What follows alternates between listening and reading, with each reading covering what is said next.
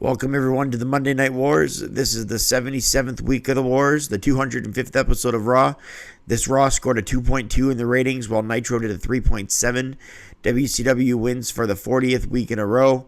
After this, the scoreboard is 17 wins for Raw, 58 losses, and 2 draws. It went on Monday night this week from April the 7th, 1997, from the Muncie, Indiana's Northern Arena. This Raw that lost with a 2.2 was brought to you by Vince McMahon, Jim Ross, and at times the Honky Tonk Man. We open up with Pyro of the Raw is War, and the video package shows The Undertaker the fireball Mankind gave to The Undertaker the week before, where he lit the fire in his face. We open with Owen Hart and the Bulldog defending their tag titles against the Godwins. Owen and the Bulldog are the first ones to come to the curtain after the opening pyro. They get on the mic. Owen Hart says the fans are morons and haters, and thank God for his loving brother Brett, who has helped them from not feuding. That wasn't a good impression of Owen Hart. I tried, though. Owen warns HBK later that tonight he better not say a word about his brother, his loving brother Brett. Henry O. Godwin and Phineas I doing their best cohesive work as a tandem, trying to outdo the Bulldog and Owen, who have family ties. Owen with a spinning heel kick to Phineas. Godwin sent Bulldog into the corner. Phineas clotheslined Owen down to the floor, and then Henry hit a slop drop to the Bulldog eventually. Owen then covers Henry in the corner as Phineas was slow to help out as the Owen and Bulldog hit a double team. Owen and Bulldog are the victors at 7-12 after a double team move behind the official gave Owen Hart the leverage to pin Phineas. The LOD came out, walked down the ramp, and then the Godwins were going to slop Bulldog and Owen up top of the ramp. Owen and the Bulldog ducked, and the LOD ended up getting slopped by the Godwins instead. So the Godwins got ran at by the LOD, and the Godwins and the LOD started brawling by the ring, as Owen and the Bulldog could only laugh at the top of the ramp. I gave the opening match between the Bulldog and the Godwins 2 stars. Next up, Bulldog and Owen are laughing in the backstage area, calling them silly hillbillies. Owen talks about how only in Canada and Europe they wouldn't do things like this, but in America they do. They have face paint and they have slop, and so he made fun of every team pretty much that wasn't Canadian or European. Next up, we have Rockabilly with the Honky Tonk Man, even though he's still known as Billy Gunn here. For whatever reason, the results page that I get the results from, that I copy and paste before I watched the show, they called him Rockabilly, even though that would be his future name. He was only Billy Gunn here, with the Honky Tonk Man in his corner taking on Stone Cold Steve Austin. Austin's first match since WrestleMania 13, when he was bleeding like hell, so the fans react huge for Austin when he comes out.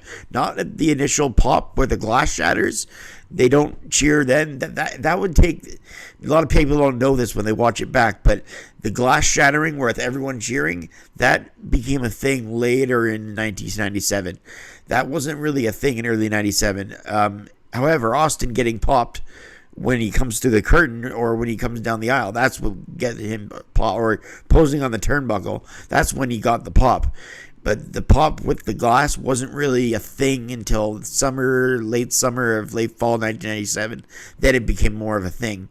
But the glass theme, when the glass hits, the fans wouldn't respond right away. They knew it was Austin, but they wouldn't pop until they saw the man, if that makes sense. Austin is over as all hell in this first match. All of Austin's antics were cheered because of what he said in that line. It made him who he is today. He said in a really underrated promo last week, he said, whether you put me in against a good guy or whether you put me in against a bad guy, I ain't changing for nobody.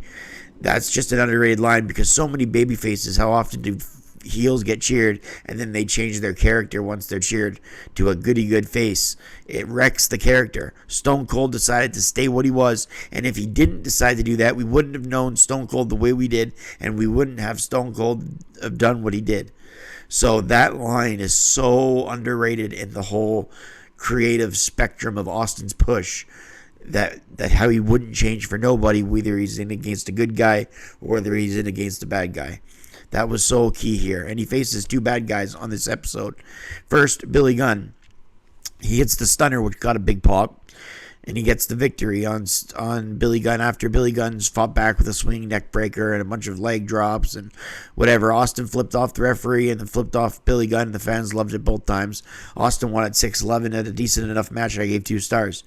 Then a commanding officer of the Truth Commission comes out and talks about South Africa and how they have unlimited rights to go against the laws of nature. It's survival of the fittest. And he says that their leader, Bret Hart, not their leader, but a spokesperson for what is right in South Africa, will be next week, Bret Hart. Bret Hart's already in South Africa, but next week's Raw will take place from South Africa. Bret is on screen in a TV promo, cutting him one in black and white. Bret calls Austin a hyena. He calls Sid a brain dead. No lies detected here. HBK is watching as Bret heads to the ring with a South African flag, showing he's only against America. They reference Bret Hart being on The Simpsons, but HBK remembers to tell him it's just a cartoon. HBK comes out for a promo and says if Bret can make a buck, he would sell his own mother. Yeah, probably not, Sean. He decided against going to get WCW for 2 to 3 times the money to stay loyal to the WWF. So Sean just kisses Vince's ass as Vince is in the middle of the ring, cutting a promo with Sean and just bashing Bret pretty much in every way. It says Bret has an obsession with the title, but doesn't know how to separate himself from reality. Owen and the Bulldog come to the ring, and as HBK decides to dance, and HBK grabs a chair to defend himself as he's still injured. And when he lost his smile, remember? So that's why he has the chair to defend himself from Owen and the Bulldog. Raw's war continues into the second hour. Mosh and Thrasher take on Freddie Joe Floyd and Barry Horowitz. Poor Freddie Joe Floyd. Pretty sure his Raw record is something like 0-14. Here he tags with Horowitz, so I'm sure everybody knows what's in his future. A double team offensive guillotine leg drop by the Thrasher off the top as Mosh cradled Floyd. And at 4:34, the Headbangers won the match, gave it a 1.5 stars. Shamrock took on Verdon White in an exhibition match, sort of like a UFC. It was an amateur match where they rolled around on each other and then switched ankle locks. Shamrock won at 2:05. This is his debut in the ring in the WWF. Vader comes to the ring and confronts Shamrock face to face. Then Vader takes on a jobber next, and Vader dominated him, Frank Soletto. Vader wins at 2:25.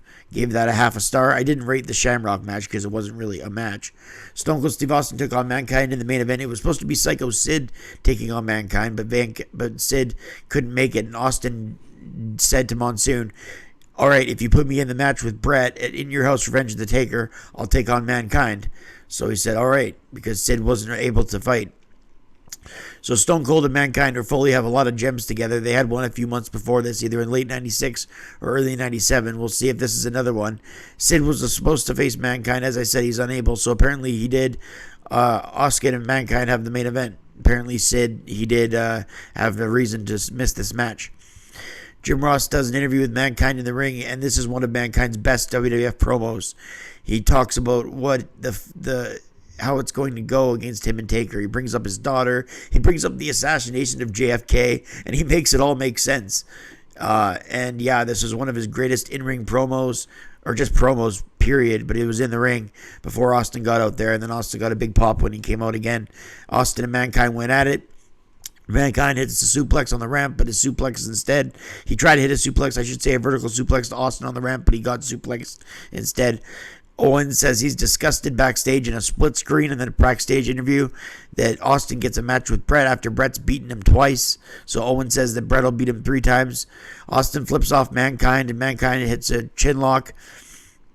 Stone Cold whips Mankind against the steel barricade after Mankind tried to throw Austin into the steps. Then he throws Mankind into the steps. Hawk and Animal from the back came out to make sure Owen and Davey Boyd are away from the ring. And we have a no contest as Hawk and Animal came out to fight Bulldog and Owen, whereas Austin and Mankind, Austin was chasing after the Bulldog and Owen, and Vader accidentally hits Mankind, and then Vader and Mankind end up brawling in the ring, but they end up hugging to end the show. The match ends at a no contest at 11:13. I gave the Austin Mankind match 2.25 stars. To end the show, they had Paul Bearer have Mankind hug Vader, and that's it for the match portion of the show. To close the show, we end with Mankind hugging Vader and then walking up the ramp as a duo with Paul Bearer. So a trio. This episode scores a quality rating of 6 out of 10 because it was by no means mad. It was more story carried. Mankind's promo, Sean's promo, Brett's promo, Austin's promo, all their promos, with Shamrock getting his first match and his interference with Vader. Overall, this show was a 6 out of 10. It lost for the 40th week in a row to Nitro, but all the Raws from this point forward get even more entertaining, and we'll get to them on there when they come. I'm Brett Mix, and I'm out.